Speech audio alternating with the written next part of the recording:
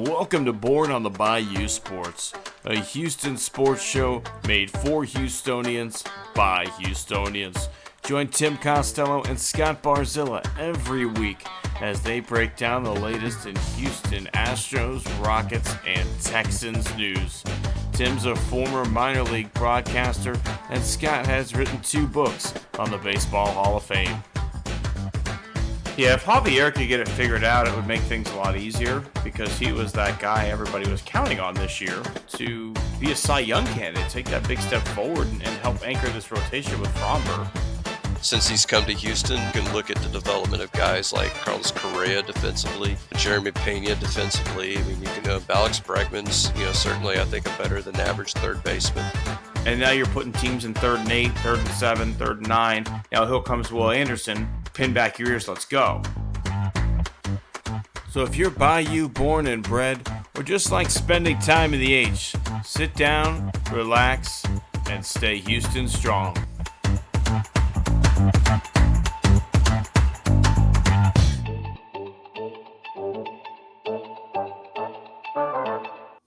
Welcome back, Born on the Bayou Sports. Tim Costello, Scott Barzilla, coming to you on a bit of a chilly Wednesday evening up here at the DFW Metroplex. What do you got going on down there at home, Scott? We are 54 degrees. Chilly again. Yes. That's sweater weather. I'm wearing the hoodie, so here I am. You're not quite the prep to break out the cardigan yet, huh? No, this is a Walmart special. This I got I don't know if you recognize this logo here, Scott. Yeah, I do. Bay Oaks Country Club. Have you heard what their dues are nowadays? I mean, dues are more than $1,000 a month out there. Dues, I think, actually are $700. Okay. And then initiation fees $25,000. That's pretty standard with the invited model. I left the company for a reason. Didn't agree with the way that they did business over there. But Scott, I think it's time for our starting question. Something we've been working into the show a little bit more. And today I have one for you that I think you're gonna really like. As a guy who's called yourself an expert in the game the other day, baseball, that is. If you could visit any major league or minor league ballpark still around, what would it be? Oh man, I kind of fall down in between Fenway and Wrigley. Again, minor league can be an option too. Yeah, that's true. There's minor league baseball is just fun. We did a trip with some of my friends from college, and we went to 3 different games in 3 different ballparks. And my favorite was the last one we went to was A-ball, and they had a postage promotion where the cost of your ticket was the cost of a stamp. That's always a fun one. Yeah, it was. I've been to some pretty fun minor league parks in my time. I've been to a lot of major league parks. I think I'm with you. Fenway's at the top of my list. I've been to Wrigley, took a tour of Wrigley. I'd like to get to Seattle. Would love to get to a game up in Seattle. I've been there. It's a good park. And on a minor league level, I'd like to go to a game in Biloxi. Oh, okay. It's right on the water. There's like a casino in the background as well. Like it's a really cool looking ballpark if you've ever seen it. And then I'd like to go watch the Mississippi Braves play in Jackson. Just from like we go to Destin, Florida every year on family vacation, and we always stop in Jackson halfway. And somehow 3 years in a row, we've never been able to catch a minor league game out there. It just lines up that it never works out that way.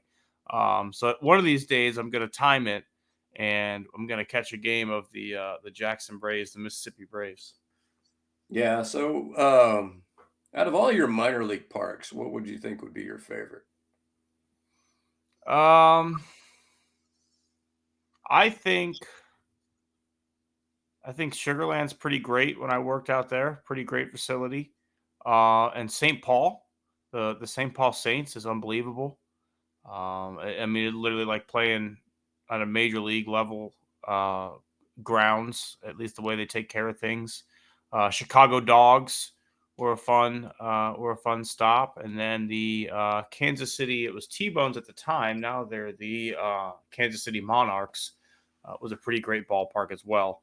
Worst ones: Sioux City and Sioux Falls. Both of those were absolute horseshit. Yeah, I liked. I don't know if you've been to one in Gwinnett. I have That not. was No.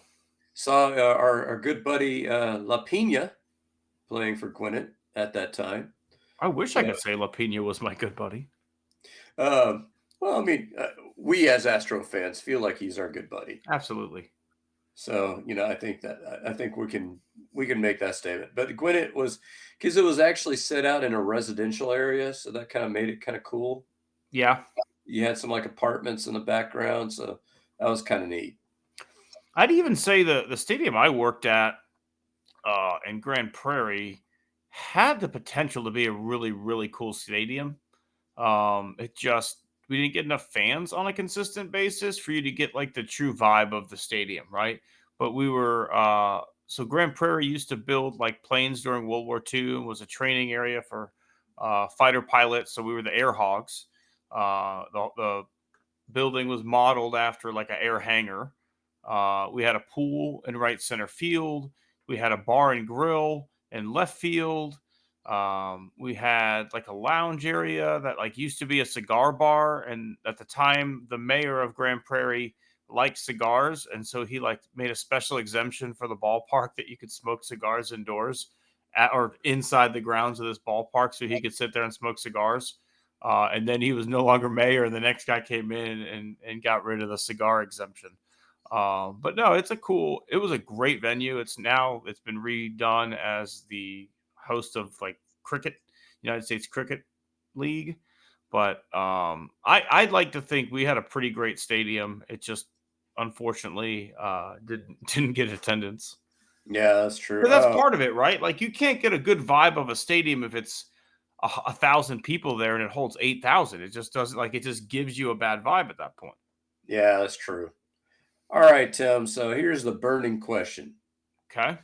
What's your number one memory of the Minute Maid Park era?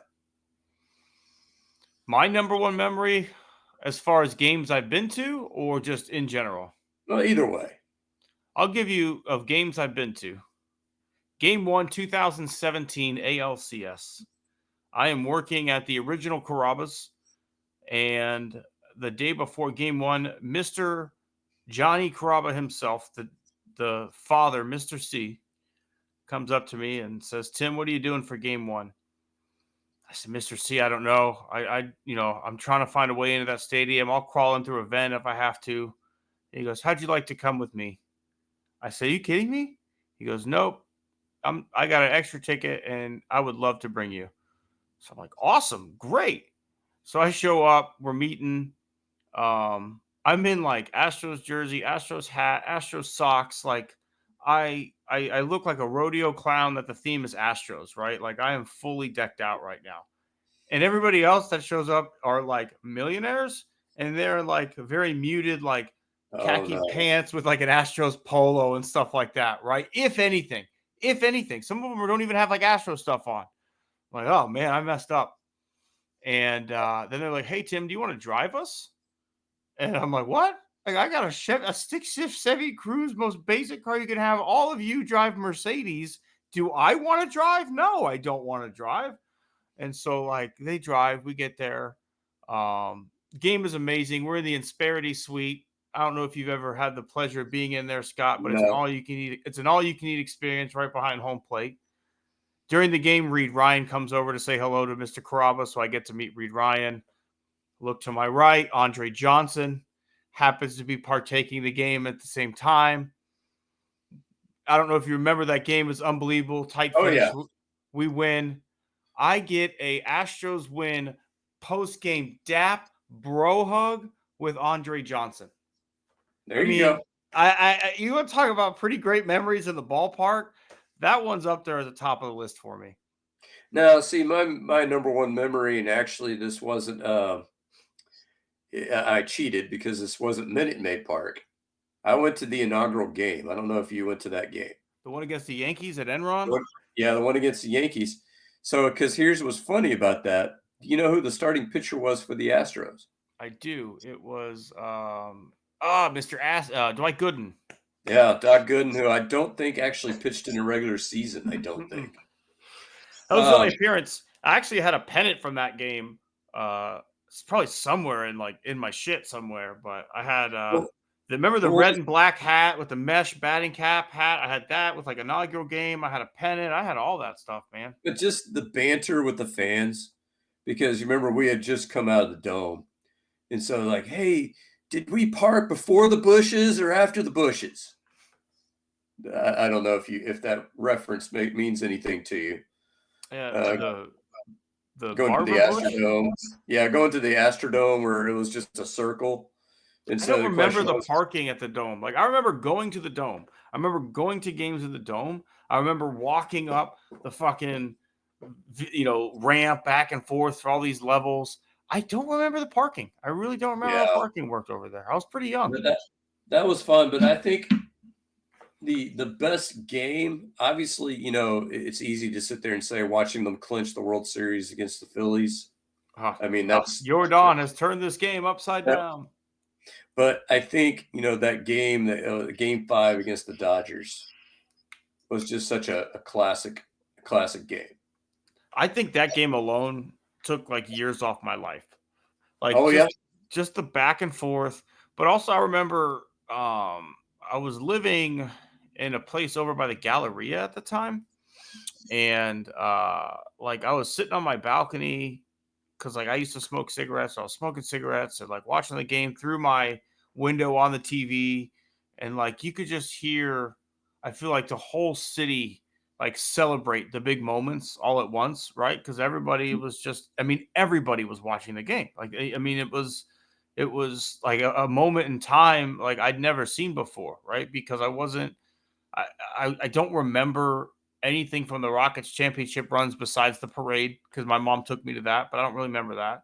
I remember the Comets, but like, not everybody was into that. But like after Hurricane Harvey and everything that had happened, everybody was watching the Astros and you just could feel the electricity of the entire city in a way that, we'll never capture again, right? We'll never have your first World Series come after your city has just been wrecked by a hurricane and just people are watching in camping chairs with no drywall on their house, right? Like the images of, I still get emotional when I think about that because it's like that World Series will always be more special than anything else because of the circumstances that came with it. Games like Game 5, moments like Game 2 where Marwin, goes deep off Kenley Jansen, who's never been the same, by the way. That's kind of like his Brad Lidge, Albert Pujols moment. Maybe Marwin broke Kenley Jansen. But no, I mean, it's been a great era of baseball at Minute Maid Park. But I think it's, great time to preference it. As you said, we're moving from the juice box to the ice box, right? We are now Daikin Park. I like ice box. It's an air conditioning company. So I think at least this makes sense, right? Like there's some places that put naming rights on stuff and it's like web.com or, whatever. And it doesn't have anything to do with the city or whatever. Like, at least this makes sense to me. Like this, we love air conditioning in Houston. We AC everything. We're an indoor ballpark with air conditioning, and it's an air conditioning manufacturer. Like, okay, like this one lines up to me. Well, so here's a trivia question for you. What are, with the Daikin Park coming online, what are the 4 different names that the ballpark has been called? Daikin is the number 4, correct, in this question? Right. Then Minute Maid Park. Right. Then Astros Field, because they had to quickly distance themselves from the original name, Enron Field. That's the one that that some people probably would not get, the Astros Field. That happened mid-season. That was a hey guys, we got to get Enron taken off the side of the fucking building and do it fast. Well, so here's my question though. So obviously with Minute Maid Park, you had those oranges that were the size of maybe large pumpkins that were in the train.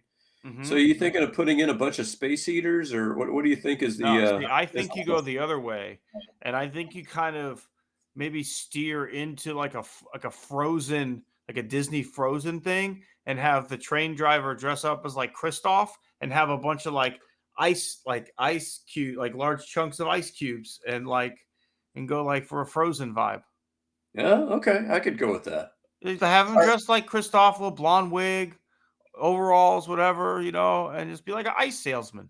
See, and here's the funny thing. So, when you this may have been before your time, but do you remember what the summit was after the summit? The Compact Center.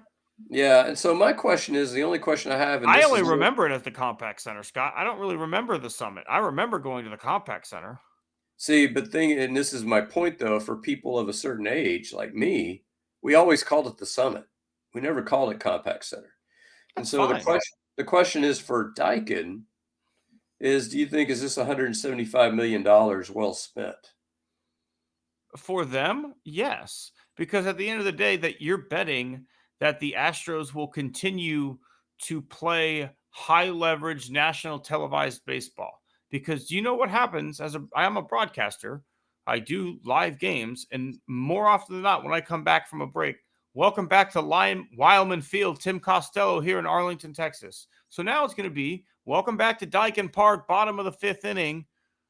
Astros on top 2-1, whatever it is, right? So you are banking on high leverage national audiences continuing to hear your name. Like at some point, you've got your money's worth if you're everybody who drives by sees it on 45 or 59, and a national audience continues to hear the name over and over and over again because you're playing in a playoff game, or you're playing on Apple TV Friday night, or you're the Fox Saturday game of the week, or whatever it is, right? Like at some point, that's what you're paying for, right? Yeah, and so the only other question with that $175 million, you think he just endorsed that check over to Scott Boras and Alex Bregman, or although I heard a rumor Oh, he's that asking for the moon. yeah, I heard a rumor was 11 million, 11 years, 330 million, something like that. I mean, I asked for a lot more money than I got when I got a new job too, Scott. You can ask for whatever the fuck you want, but the market is the market, right? Like, Well, I don't think that teams are going to look at Alex Bregman and say, this is a guy that we want at 45 years old making 30 something $1 million a year, right? Like that's not a good contract. And if someone does say that, it's going to be a situation like Chris Bryant where you end up in fucking Colorado and you hate your life there. And nothing like I think I would love personally to live in Denver. However, I'm not a Major League Baseball player, and that team has been in contention like 2 times in the last 25 years, realistically. So yeah, and so my question is, from an Astros perspective, then, how long do you indulge this? Because I think if you remember the initial Carlos Beltran negotiations back in 2004, between 2004 and 2005, the big problem is that we allowed Boris to drag his feet, and we lost out on everybody. I mean, we couldn't we couldn't spend that money that we were going to spend on Beltran on anybody because everybody had already signed. So, is there a drop dead date in your mind where you sit there and say, "I'm sorry, Scott, we're out"? um I think that depends on how you want to play third base going forward, right? Like there's some rumor out there apparently that Willie Adames may be a guy the Astros look at if Alex Bregman says no. But I think the thing is, Scott, Bregman's going to be that first domino to fall. I think a lot of people are going to base what they take off what Alex Bregman gets. And so I don't know. I don't know if you're going to have the opportunity to really say, "Hey, I'm done waiting. I'm moving on to this guy." If no one's ready to move until Alex Bregman moves. Yeah, and I don't. I was looking up the numbers. Adamas has nice counting stats, but Bregman's the more valuable player. Now, I think a large part Absolutely. of that, But if you lose Bregman, you have to do something, right? yeah, Because the large part of that is that his defense has been so negative, and you can think, okay, what happens when we move Adamas to third base? does he become a mediocre defensive third baseman? I'd Where have he's to think so. where he's now below average as a shortstop. I think he'd be fine. Like I would prefer Bregman because I think they're going to get similar money. Maybe Adames is a $2 or $3 million a year less, right? But I don't want to value shop when it comes to the remainder of Jose Altuve's career, right? Like I will accept that once Altuve's contract is up, we may have to go back into the shadows for a few years and retool. But as long as you have a healthy and productive Jose Altuve, you owe this man a competitive roster. Like you owe it to him. He's done everything for your franchise. You can't sit here and give him the Drayton McClain treatment and sell me on a half-built roster and say this is the World Series contender, right? Because that's what pissed all of us off about Drayton is that you'd make one move and try and act like that one move is going to save the city when in actuality there was 15 holes to plug and you really didn't solve any of them. You just brought in, a new pitcher or a shiny new Preston Wilson or, whatever it was. And so, you know, we haven't seen that from Crane yet, right? This was the first year in a long time where I really felt like this team just didn't have it going into the playoffs. Like you and I both talked about that many times. Like things would have to really play right for this team to be in the World Series, and it would have to be carried, essentially by the starting pitching, and that didn't happen. And here we are, right? So this team needs a lot of bats. If it's not Bregman, okay, but like you can't bargain shop right now. You've got an unbelievable collection of arms. You've got a young Jose Altuve. You've got another year of Kyle Tucker. You've got Yainer Diaz. You've got Caratini. There's a lot of pieces here. You can't cheap out now. Like now's not the No, time. no. And I think the main thing is, and I've said this many times before, is that if you're willing to spend $30 million on Bregman, you got to be willing to spend $30 million, period. Now, for me, there's a debate as to whether or not you want another $30 million player or would you want three $10 million players? To me, I mean, I think there's an I was argument going to to say 215 million, but yeah, like if you don't get Bregman, I'm okay with you taking an approach of, hey, there's not another Alex Bregman out there. However, I can go get this power bat to play left field for 12. I can go get this guy to play center field for 10, and I can get this guy to play third base for 8, and there's my 30 million instead. Yeah, exactly. Exactly. And I think that the problem that you had with your lineup is that your lineup was essentially assuming health, Altuve, Bregman, Jordan, Tucker. That was your Diaz, lineup. Huh? Yainer, Yainer, yeah, I mean Yainer had, moments, but I think those guys were your consistent performers. And I think, because you could say Diaz and Pena are kind of in the same boat where I think overall, Diaz had a pretty good season, man. Like yeah, Yainer had overall, it was a little less power than I think we anticipated, but like he did hit for average and drive in runs. yeah, your overall production was pretty good, but I think it came pretty streaky Yes, throughout the year. yes. And so when you're looking at, and when you're sitting there saying, if Jordan's not going, we're not going, that's a dangerous spot to be because as great as Jordan has been, He's Jordan's streaky. been streaky. Yeah, he's So, streaky. so to me, your best bet is to get a lineup that's 7, 8 guys deep that at least could be big league average or better. And then I think you're in better shape. I tend to agree with that. I mean, I still think you bringing Bregman back gives you the best chance to win. And I think even if you spend $30 million on Bregman, it should not stop you from going to get a bat in left field. Like, I'm fine if you platoon Chaz and Jake in center field, if that's what we have to do next year.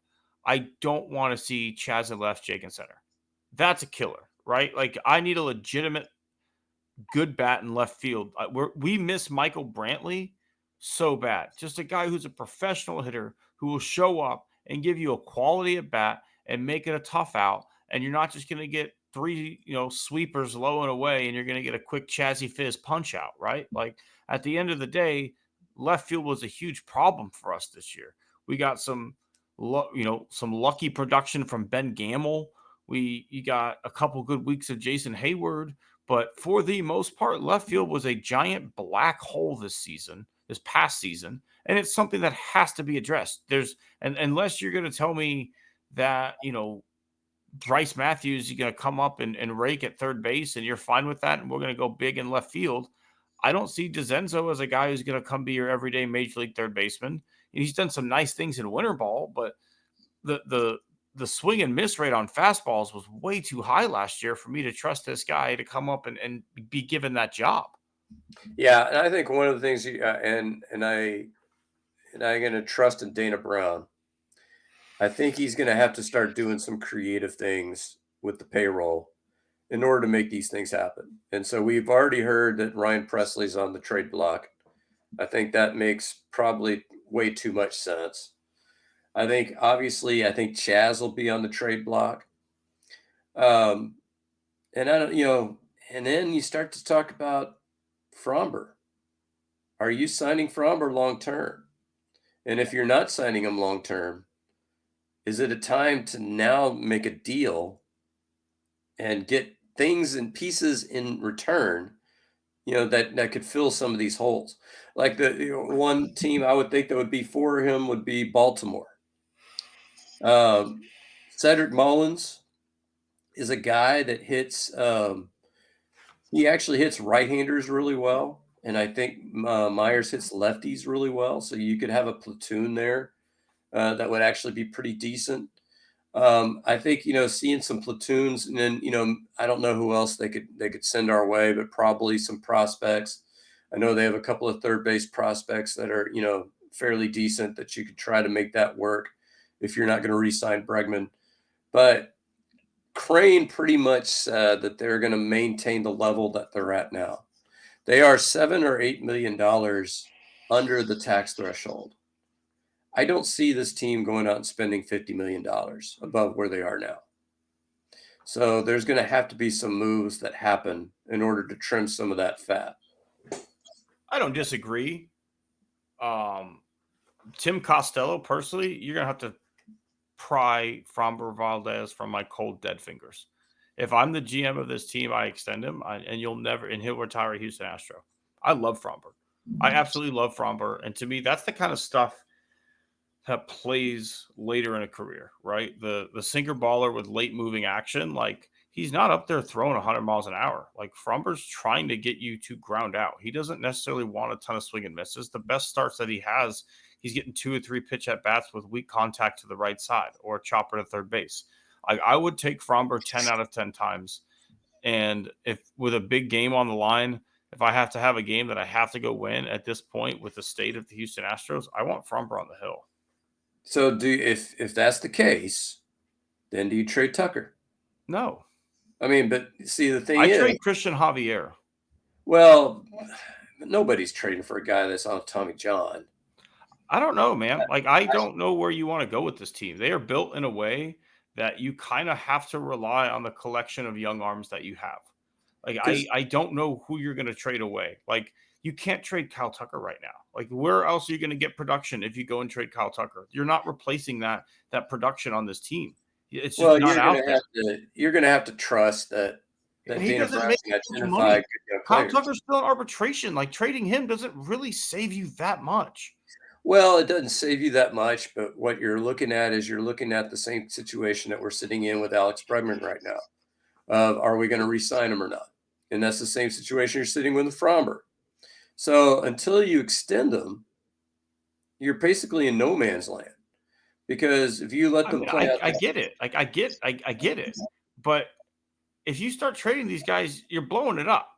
Like that is not something that you could. I don't think there's a strategic way to move a Kyle Tucker and get better, right? Unless we're like, I don't know, unless like the Braves want to make a move and we get Austin Riley, their third baseman, and they get Kyle Tucker, and they extend him there or whatever it is.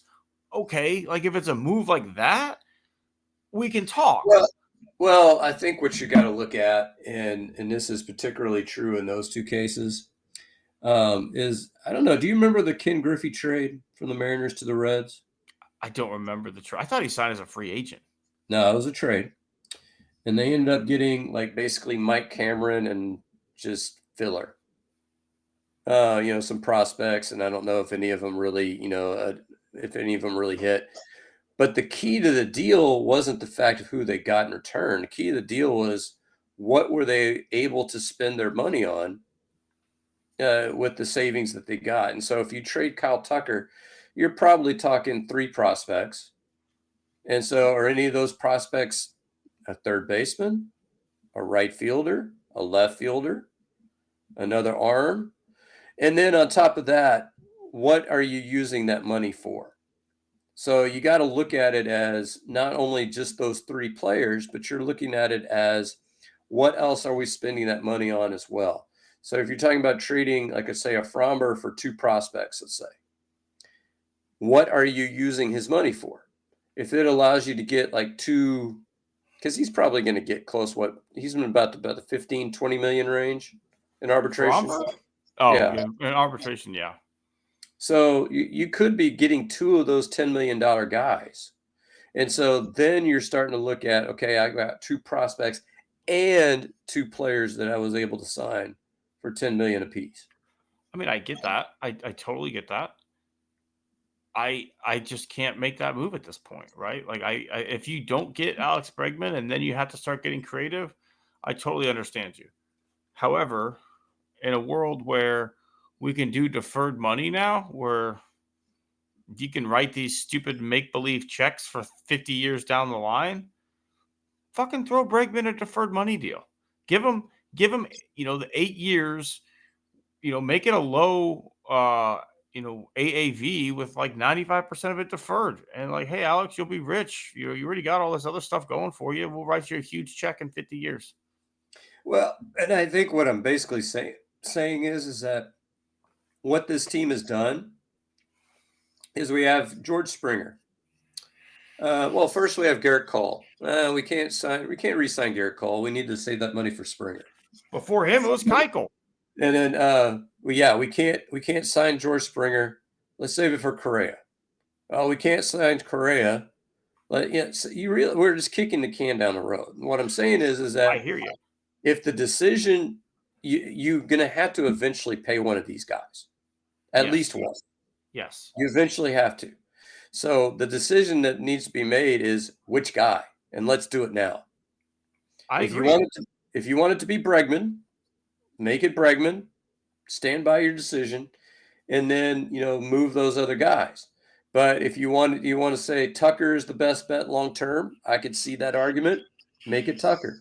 If you think Fromber is the best long term bet, make that argument. Make it Fromber.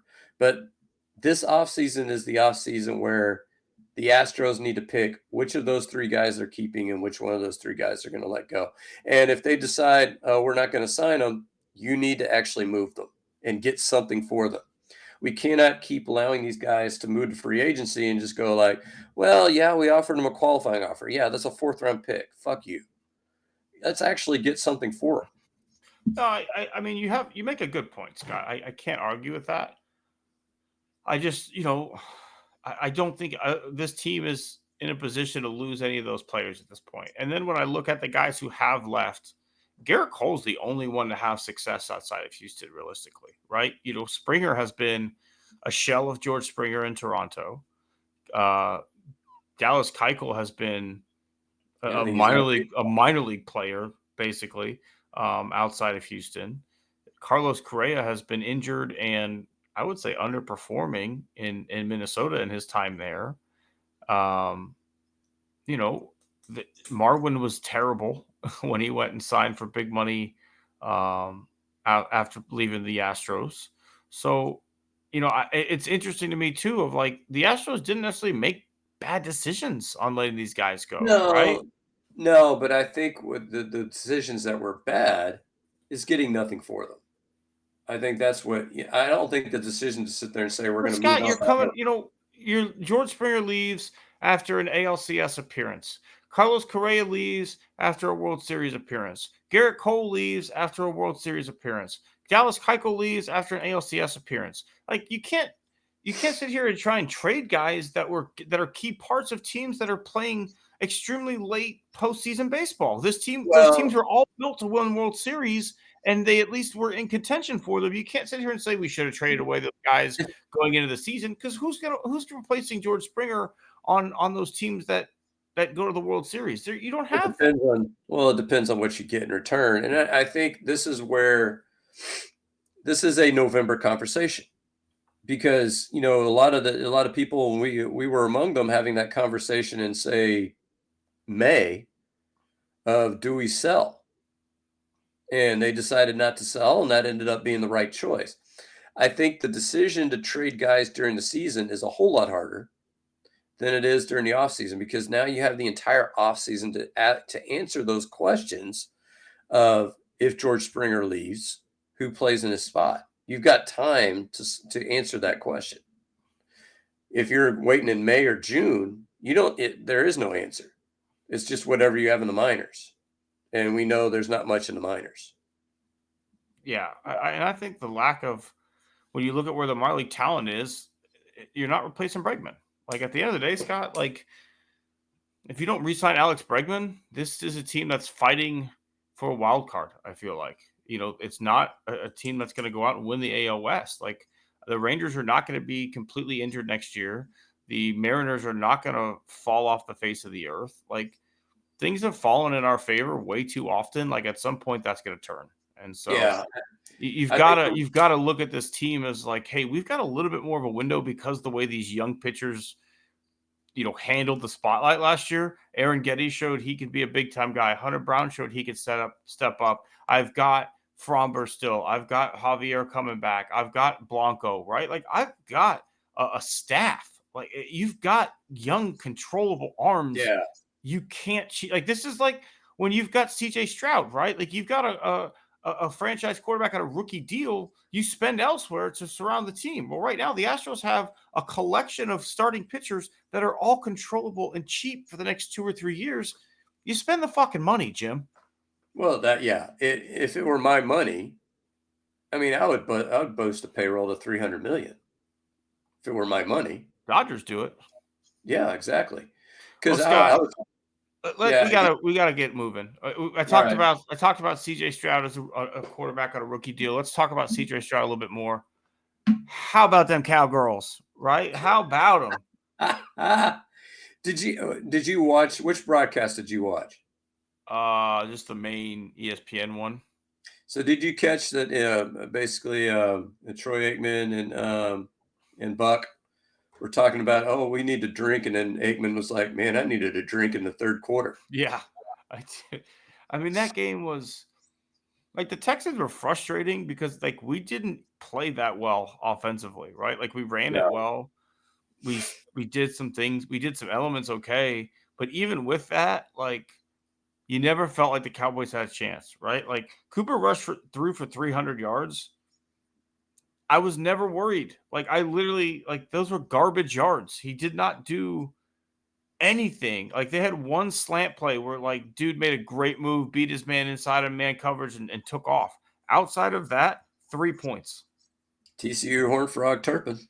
He's got some speed. I mean, the guy's a burner, right? So he made a great move, made the catch, took off with a zero coverage. Hey, I tip my cap to you. Outside of that, the Cowboys had no offense, and their quarterback somehow still passed for 300 yards. Well, that's an absolutely shitty, coverage by Jeff Okudah there. Yeah, I mean, that's why he's been on the fucking bench. Yeah. So, and when I'm looking at this, so the sequence to me that just highlighted how stupid this game is. You got 4th and 20. The Cowboys are attempting a 64-yard field goal. What are the odds going into that kick that it's going to be good? Like 50-50 maybe with that kicker? So on 4th and 20, that's the time when I am a defensive lineman that I'm going to go ahead and use the head slap maneuver. Oh, yeah. Get a personal foul, give them a first down. And my favorite part of that whole exchange, you get Colin Bullock drops a interception that probably would have been a pick six if he had just held on to it. And then they go for it on 4th down, take the points off the board, don't get any points. and give it back to you. That's like the dumbest 10 minutes of football I think I've seen in a while. The Cowboys are one of the worst, like, in-game managed teams I've seen in quite some time. The decisions were baffling. The early fake punt play was highly questionable, I think is the best way to put that. And, hat tip to Robert Metch or to John Mechie for being aware of what was going on, making the play. But like that surprised no one, it seemed like, right? Like they were well aware that the fake punt was in play. You mentioned the taking the points off the board. You Which see I think it's the right move. right, but you think going for it on fourth down was still the right move? No. Correct. You took your point, like you got no points out of it. And then you see the way that Cooper Rush is getting just obliterated. Like maybe Trey Lance gives you a better chance because he can move a little bit and like at least just take off run. I don't know. Like it just seems to me like this team is so unprepared, like so just bad. They're not a good football team at any level. Their defense is terrible. We literally shoved the run down their throat for 4 straight quarters. Well, and we scored, on 50% touchdowns on 50% of our trips into the red zone. And that actually improved the percentage for the Cowboys. They were last. 77% of drives in the red zone ended in touchdowns. So we need to get to the negative here real quick. Got to talk about him again. God dang it, Bobby. What is Bobby Slowick? I mean, where do you stand on Bobby Slowick at this point? I mean, I thought he called a better game than he has, but there's just, I don't know, 7 or 8 minimum times a game where you and I are watching, not together, but like we're both, watching the game, we text, and we just, between one of the two of us, we just go, what the fuck was that? What was that play call? Why are we doing that? And I feel like 6 to 8, I think would be the number. And even the broadcast had one, right, where they faked the pitch outside to Mixon and then shoveled it inside to Schultz. So the broadcast is like, look how wide open Mixon has out here, and then look at the congestion, and here was Schultz, right? And it's like, I sometimes I think we get a little too cute in the red zone. Oh, way too cute. And you and I talked about during the game. I am not a huge Kubiak guy. Like the offense was so predictable. However, the one thing that Kubiak understood is that when you get in the red zone and you have a guy like Arian Foster, you feed that motherfucker. You've got that guy right now in Mixon. And look what happened when you fed him in the red zone. He got 3 touchdowns. But to me, outside of that, like I thought we did a good job of feeding Mixon. I still don't know what the fuck Bobby's doing out there sometimes. The 3rd down and 1 where you're just, again, we're shoving the ball down their throats all game with the run.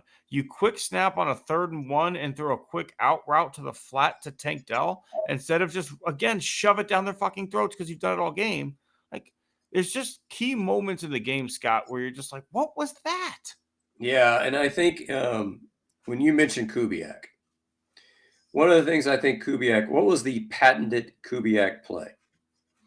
Play action. The first play of every single game was a bootleg to the play action boot to the right, take a shot deep to Andre Johnson. That's how you start every football game in Houston.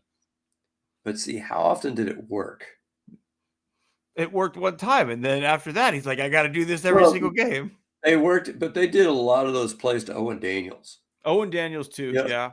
But know what, Scott? The thing is, the Texans had a baller fucking offensive line at that point when we're running those plays. You can't run a naked boot when your line can't fucking contain anybody. Well, no. I mean, I'm not suggesting we should be running a naked boot. We do. We fucking do. CJ comes around the boot, and there's a guy staring right at him. No, my point is that when you get the ball in your own 20 and you drive 8 or 9 plays to the other team's 10, do what you've been doing to gain 70 yards. I mean, it doesn't make any sense. And just, I mean, you had that pitch play, you had the shovel pass, you had the pitch play to Mixon on the outside pitch. Like, you didn't run that anything remotely like that to gain 70 yards to get down there. Why are we doing it now? Why are we? Screenplay? How about a little fucking little Well, but halfback screen? why? Keep running the same stuff until they stop it. I agree with you.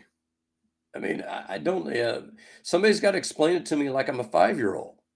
And you know what? I don't know. Like, have you seen a fade to like the back corner of the end zone to Nico at any point? No, Like, well, instead of no. some of this crazy ass shit, why not just throw a fucking jump ball to Nico Collins and let him go up and make a play? Like, why is that not in the playbook, Bobby? Yeah, I don't know. I will say this: I think that if you gave me over 60 throws, I'm going to throw for 300 yards. Is that how many throws that he had for Cooper? 62. Okay. So probably not the game plan you want for the backup QB to come in and chuck it 62 times on a Monday night. But they couldn't run the ball, and that's the thing. Try though. I feel like they abandoned the run real early. Well, they did because their running game hasn't worked.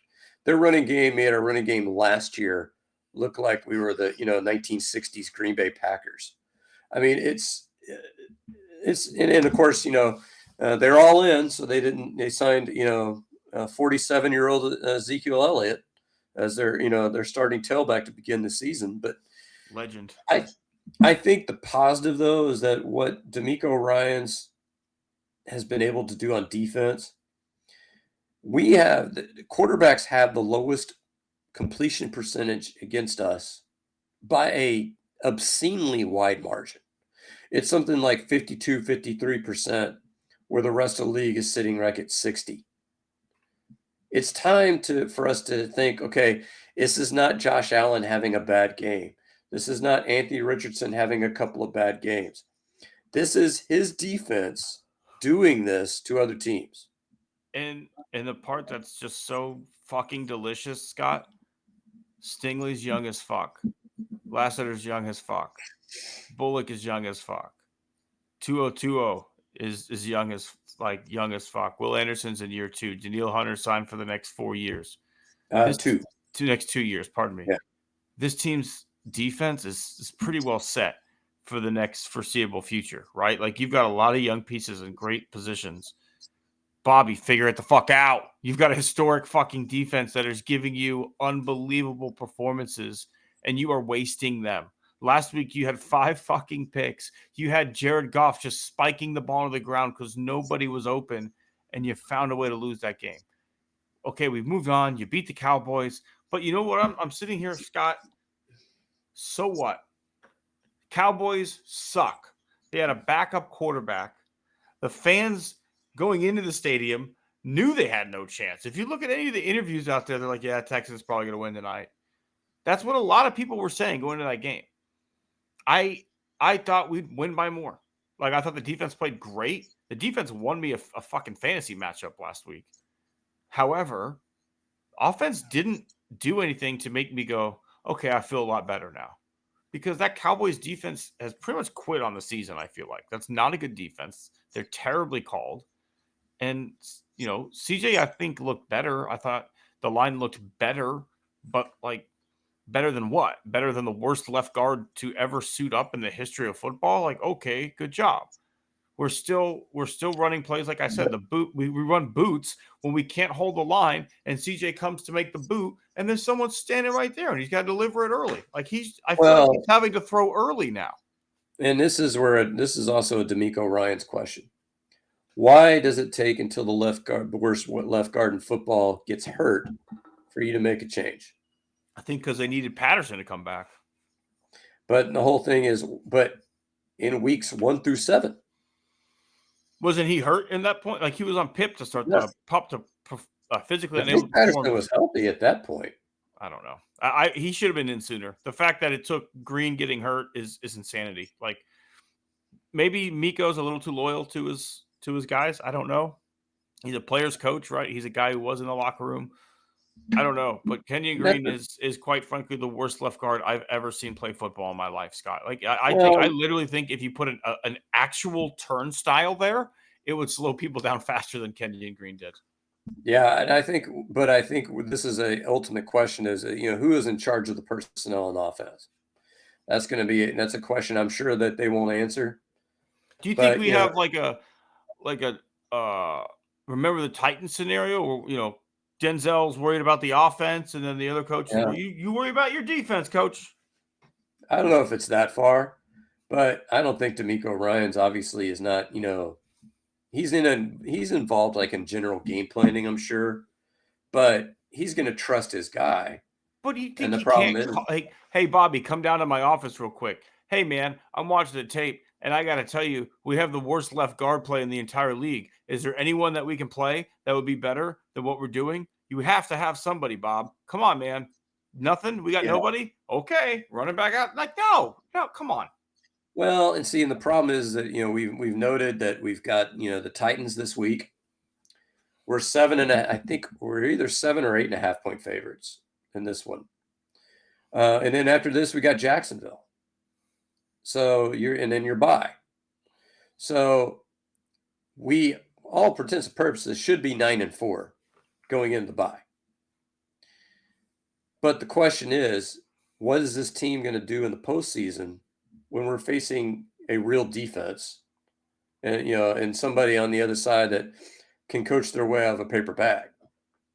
No, you're absolutely right. I think, however, the caveat is you've got a historic defense yourself, and this defense will give you a chance to win football games as long as CJ can find a way at the end of games, right? And I think he's shown us he can.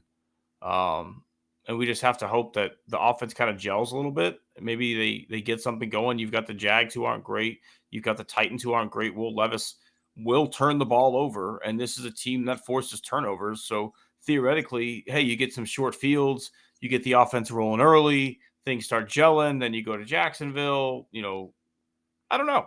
We'll see, Scott. But we're talking Texans Titans. What are your predictions for Sunday? I'm going to go right around the number. I think it'll be something like 28-20 Texans. I think what you're going to see is a couple of those short fields, but I think the Titans have a good defense, and I just don't trust that we're figuring it out. I think that you had one of the worst run defenses in football. One of the tweets I loved that came out was it might have been Mina Coombs or somebody like that, who said that every running back in the NFL should get to play the Cowboys once just as a reward. And so, yeah, Joe Mixon had a hell of a game, but what does that mean going forward? The Cowboys are so bad. I just don't know.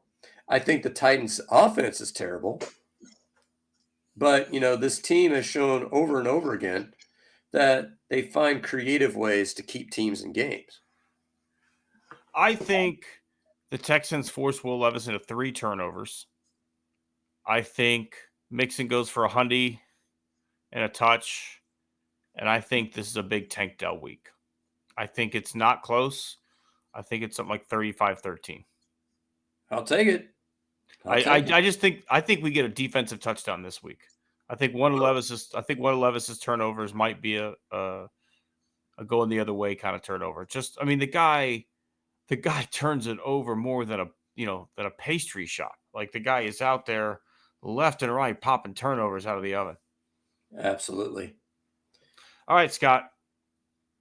Last but not least, the way that they are playing basketball right now, Houston Rockets are 7-3 in their last 10. Playing tonight, they were winning at halftime.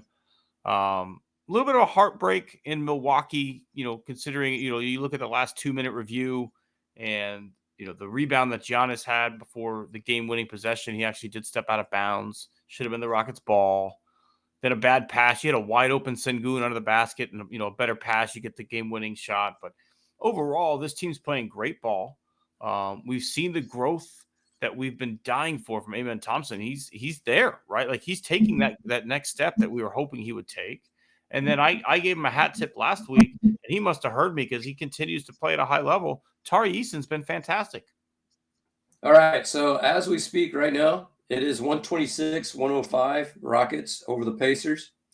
I just want to highlight this because other than that Milwaukee game, what I think is most encouraging is that not only they're beating teams, they are beating teams.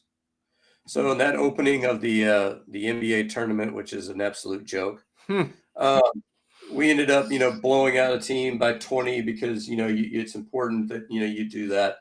So you're looking at a team that scored 130 points tonight with about a minute left. And what I like, Tari Eason, 11 points, 9 boards. So another good. Now Thompson, it's only 17 minutes tonight.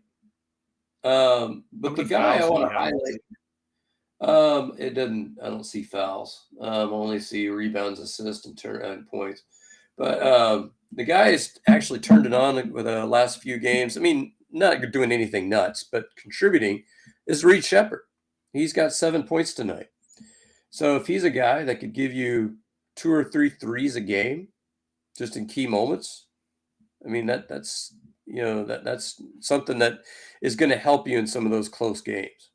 Especially too when you just have to respect Reed's presence on the floor. If he is a guy that's hitting 2 or 3 threes a night, that means he's a guy who can hit the three, and you can't just leave him open in the corner. You can't double team too hard on Jalen or on Amen on when they get into the paint because Reed Shepherd will make you pay. Right? That's why we drafted this guy. So it's good to see him kind of finding his place and maybe working those minutes up a little bit more and a little bit more. The way you get more minutes is play well, right? And Reed has been playing better basketball here. Yeah, and so I know the one, obviously, for podcasts like ours, the rumor mill has been starting to churn. Everybody thinks the Rockets are going to be one of 2 teams to make a major deal this year. And the name that's been floating out is Giannis. And so the Rockets on their end have said they are not trading anybody from their core. But then the question is, how do you define core? They came out and said today that Amen and Tari are part of that untouchable core. So that's been defined, right? And then I think the fact that you extended Jalen Green and you extended Sengun, that kind of says those are my core 4 right there, right? So then you got guys like Dylan Brooks. Cool. Trade him. Jabari Smith. Okay. If I could turn a combination, Scott, of Dylan Brooks, Jabari Smith, and a collection of draft picks into Giannis Antetokounmpo, and I keep everybody else on this roster, throw in Reed Shepherd too. That's fine. Like, are you kidding me? Fucking, I'll book my trip for the parade. Let's go. Yeah, and I think you're probably going to see some filler. Like you'll see like a Jeff Green, Jack Lawndale, maybe a Steven Adams, just to make the salaries work. But yeah, there's to me. So think about what Giannis brings. What is the most important thing you think Giannis brings to a team? I don't know. Like, I can't put a figure on one thing. Maybe just the ability to get into the lane and wreak havoc at will. Yeah, so I mean, right now I think he's averaging 31 and 13. So you think about why is Steven Adams on this team? Steven Adams on this team to play 15, 20 minutes whenever he can to provide that muscle inside. So do you think Giannis provides that muscle inside? A type of it. I think Adams is there to give you the physicality at center when Sengun isn't the option that night. But I think you're a crazy different team with Sengun and Giannis as your front Oh yeah, low, right? Yeah. That's fucking good luck stopping that. Well, and I think the biggest thing is what we talked about before is when you're talking about a guy that's averaging 31 points. I don't think that on this particular Rockets team that's a realistic expectation moving forward. I think he's more of like a 25-point game guy just because the basketball's got to go into a number of different hands, right? There's so many guys that can put the ball. If you go get a guy like that, you run the offense through him. Jalen Green and Sengun take a step back, and he's going to get his touches, right? Like I think Sengun will get. I think Sengun will get your 18 to 20 based off the double teams that come to Giannis. I think. I don't know. I think maybe 28 would be the low point for him, but I still think he's a 30 a game scorer even in Houston. But I think the big thing is what we talked about before is that he is a guaranteed 20-point minimum a game guy.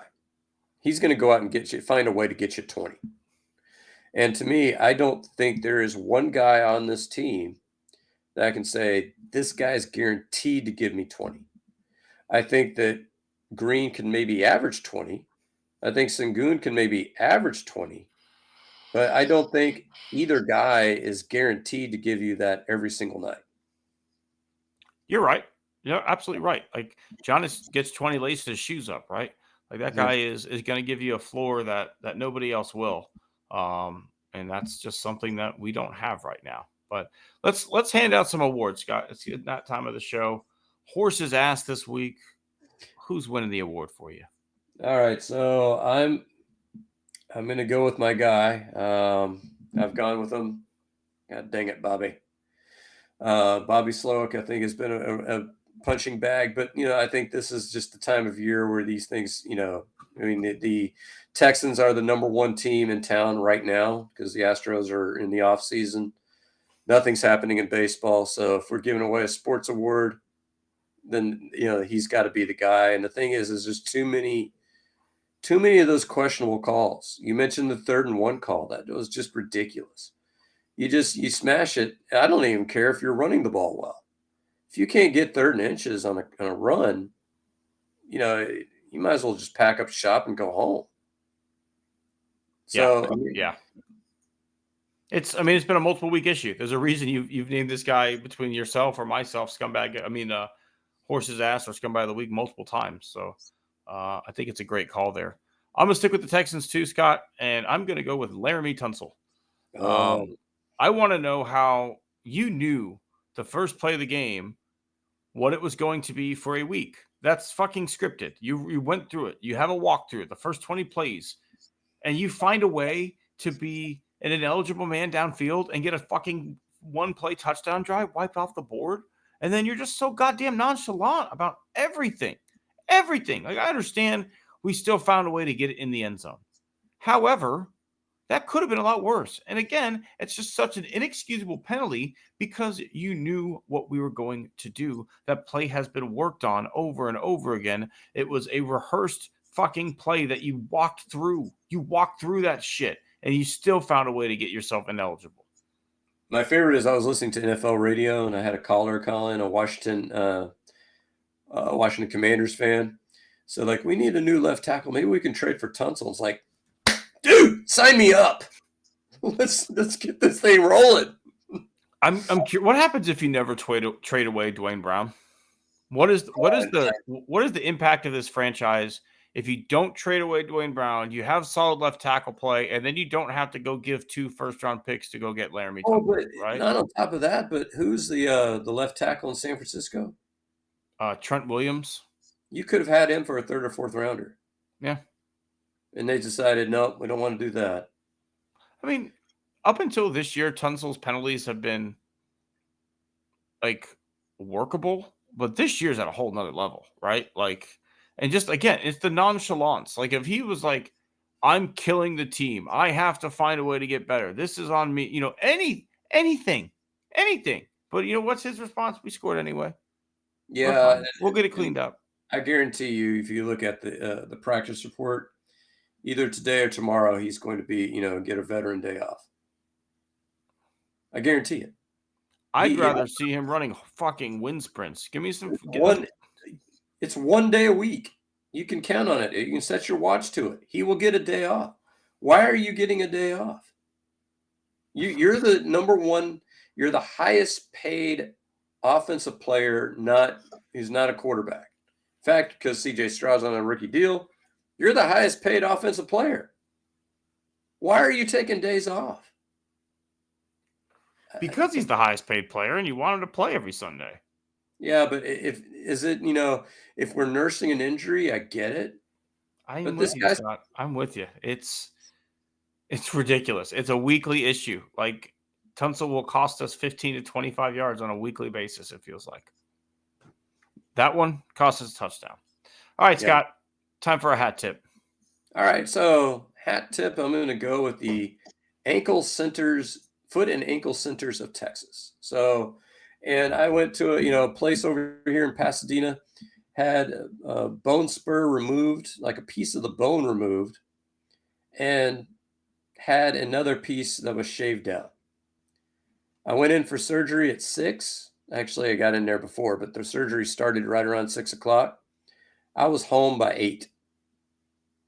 So, I mean, and I went back to work today, which actually is going to get me. I'm going to talk more about that later when I talk about the my other award winners. But suffice it to say, though, I'm a surgeon, the doctor. I've been working with him. He's a great guy, and he has this a newer procedure where he goes through the top of the foot, and so I can put all the weight I want on my heel, and so I'm able to walk without crutches. I mean, that's amazing. The day after surgery. No, that's fantastic, Scott. I'm glad. I'm glad that worked out for you, and it was mostly painless. Yeah, no golf for a while, but what can you do? That's tough. That would be a tough one for me, but I'm glad that again it went in and out, relatively painless, and it worked out. And again, you're feeling good. You're in good shape. All right, Scott. I had the pleasure of being on the call on Friday night for the I guess by district matchup. I had Bowie High School rather, taking on Dallas Jesuit. And this game had a 98 total points, 52 56-42. 56-42 was the final score. Just back and forth, back and forth, back and forth. And my hat tip goes to a young man by the name of Darian Bowers, who the home team, the team I call games for, Bowie High School, playing their final game as seniors at their field. The stadium will be closed for the next 2 years for renovation. So this is literally the final game that's going to be played at this iteration of the stadium. As a senior, playing his final game there, Darian Bowers went for 286 yards on the ground and 5 touchdowns, Scott. You want to talk about putting a team on your back in the playoffs? I watched it up close and personal. This guy was a fucking monster. Shaking, baking, finding a way to put dudes on the spin cycle. It was absolutely unbelievable. I got to get the UH recruiting staff that tape, because if he doesn't end up at a bigger school than where he's at being offered right now of Texas State, it makes absolutely no sense to me. This kid's a monster. So is he part of the winning team or the? Yeah, they won. They won 56-42.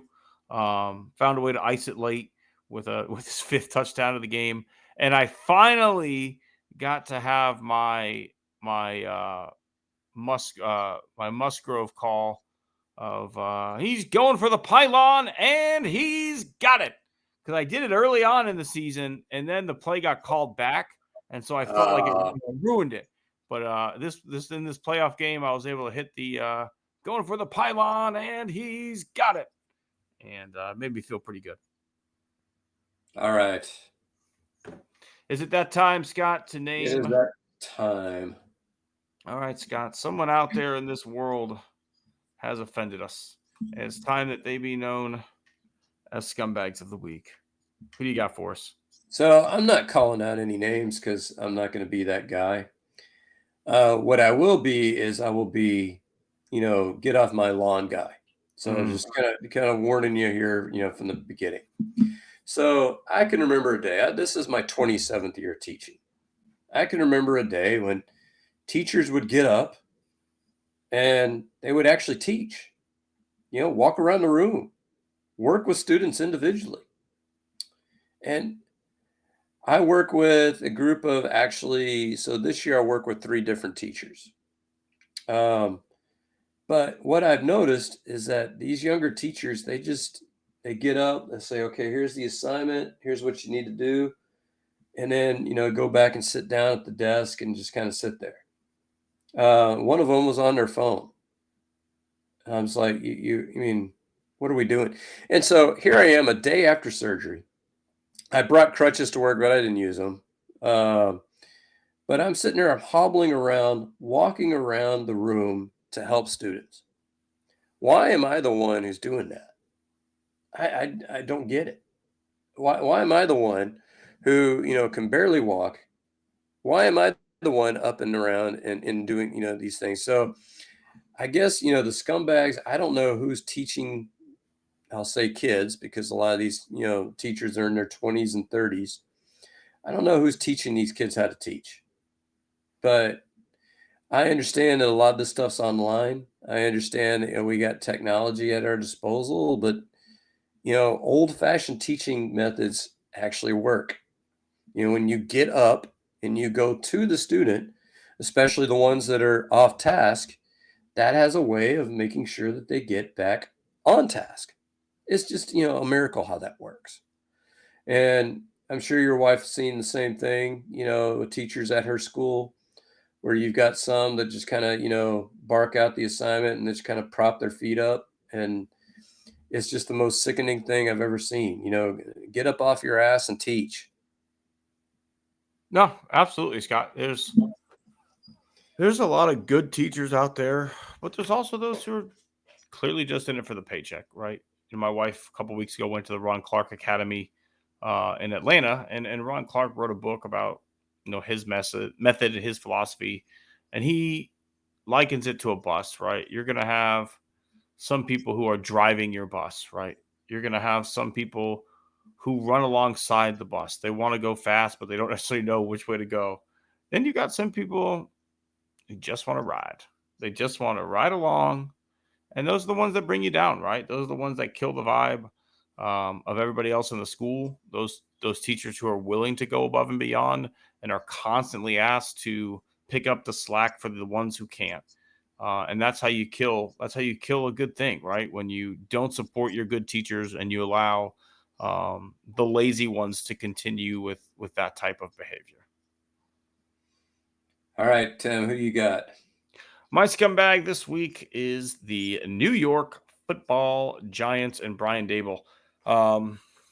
Already the idea of benching a quarterback so that way you don't have to pay him in case he gets injured. Scumbag move, right?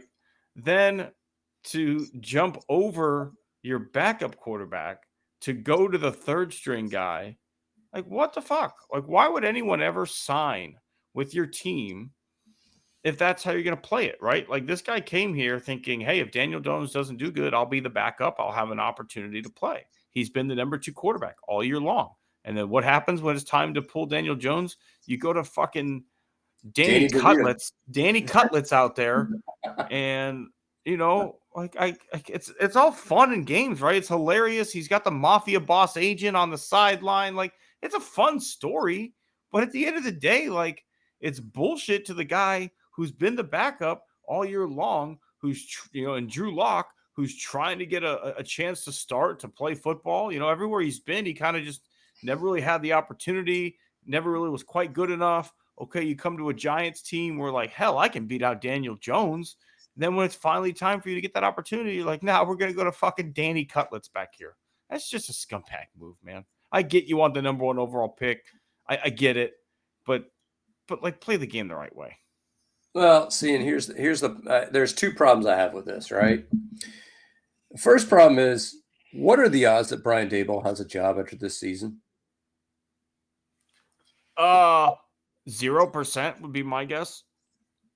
So whose call is this really? I think it's his. I think he's trying to save his job. Well, but the thing is like, and this is where, Art House character in Moneyball was, not sympathetic. But the one point that he made is, I've got to put a lineup out there that I can justify when I'm going to job interviews, later on this next year. And so, Brian Daboll's got to, be able to justify this when he's interviewing for, I'm presuming, offensive coordinator positions next year. How do you defend bypassing your backup quarterback? How do you defend benching your healthy starting quarterback? Is it because he sucks? Okay. But why aren't you going with Drew Lock if he was your backup? And so I'm wondering if this is not Giants brass sitting there saying, listen, we're not going to pay this guy for this year. You got to bench him. It's kind of like when the Texans were with Lovie Smith at the helm. I mean, they were kind of like basically were losing on purpose until Lovie Smith screwed them in the last game, and that ended up working out. But the second problem I have with this is how many times are the Giants going to be on national TV after this? And how many teams that are going to be battling for playoff positioning are going to be playing the Giants after this? It's not fair to the rest of the league to throw out a third string guy just so you can lose a bunch of games and maybe get the first overall pick. Because you're going to have the Commanders probably will play them. The Eagles will probably play them. Those teams are battling for the division championship. And you're having them battle against a team that is clearly not trying to win. I agree. The integrity of the game is just being ignored at that point, right? Like for a meme. Like we are literally putting a meme at quarterback in NFL. And you know what? It's probably not fair to Danny Cutlets to call him a meme, right? This is a guy who this is his dream, right? Is to be the quarterback for his hometown team. Like I get it. But also like, bro, you're not a starting NFL quarterback, right? Like we can all have fun with this for the next however many games, but like after they draft a guy, like you're out of here. Well, they got it, and the NFL has to do something about these contracts because the Broncos did the same thing with Russell Wilson last year, where they benched him towards the end of the year, not because he was playing horribly, but because they decided he's not going to be our quarterback anymore. So the NFL needs to do something about this because you can't have potential number one primetime games because we seem to have to put the Giants on primetime. Yeah, they got to flex them out of primetime. If I have to watch this Danny Cutlets again, like because then the agent gets screen time. Like people get pissed about them showing Taylor Swift. How about we get pissed about showing the fucking mobbed up guy in a zoot suit on the sideline? Like what the fuck is he there for? And I don't want to watch the Cowboys anymore. I mean, they need to be. I mean, why are they on Thanksgiving? Because they're always on Thanksgiving. So great. I don't know who they're playing, but whoever they're playing is going to beat them by 20 plus points because that's the way the Cowboys season's going. So, and that's going to be another home game. So that'll be another 20-point plus blowout. I'm sick and tired, and I'm sick and tired of teams. And the NFL is the only league that does this. The NFL is the only league that absolutely gives the number one overall pick to the worst team. The NBA has a lottery. Now baseball has a lottery. Maybe it's time to install a lottery in the NFL to sit there and say, fuck you. You're not going to be tanking the rest of your season just so you can get Travis Hunter or Sanders. You want to know what the worst game on Thanksgiving is going to be, and it's not even close? Well, the one on counting the Black Friday game? Counting the Black Friday game. And again, it's not even close how bad this game's going to be. Giants Cowboys. Oh. Okay, and so what network's getting that one? I think Fox typically gets that one. And we got another Cowboys game on Monday the 9th. We've got Raiders, two Raiders upcoming primetime. Raiders Chiefs on Black Friday is a Raiders Falcons on Monday, December 16th. Another Cowboys primetime game on Sunday, December 22nd. Let's see here. Well, but then the question is it worse to have two really bad football teams, or is it worse to have one team that's obviously, two touchdowns at least better than the other one? I mean, we'll probably get a competitive game on Thanksgiving with the Giants and Cowboys, but it's gonna be like America loses, right? Like nobody wins, America loses kind of situation that we had to like. I normally watch a lot of football on Thanksgiving. I don't know if I'm going to watch this game, Scott. So who do you have in a battle between Cooper Rush and Jimmy Cutlets?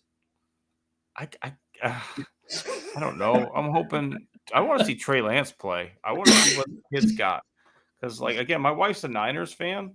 I'm Niners adjacent, and I'd just like to know that this kid wasn't a complete waste, right? Like, they gave up so much for him, like, and he still has hardly played.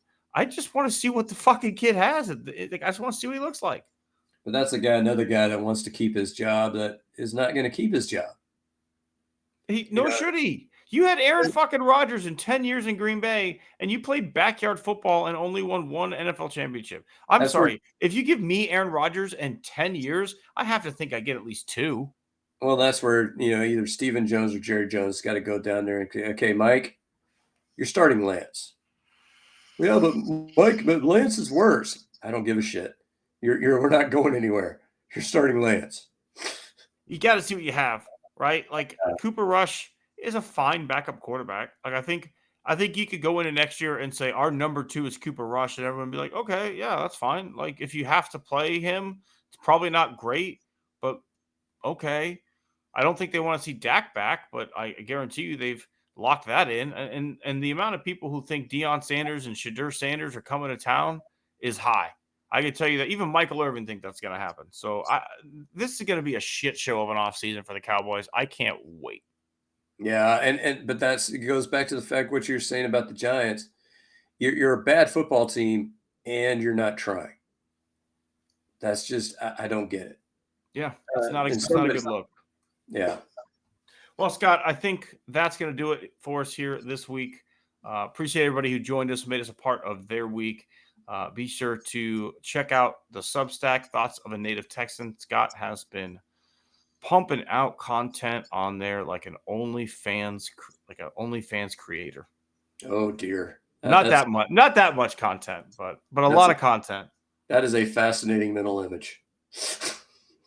Hey, if you want a picture of Scott's feet, you reach out to him. He might be willing to take care of you. What's the rate for a foot pic, Scott? $20? I'm going to go. Actually, I had a guy that pledged money to our site. He pledged $8 a month. Hey, there we go. Substack, I think, collects like at least half of that. But well, he must really like Tim's mind cannon. He must. Hey, we appreciate everybody this week. Be sure to check out the Substack, Thoughts of a Native Texan, and see us here, same bat time, same bat channel next week on Born on the Bayou Sports.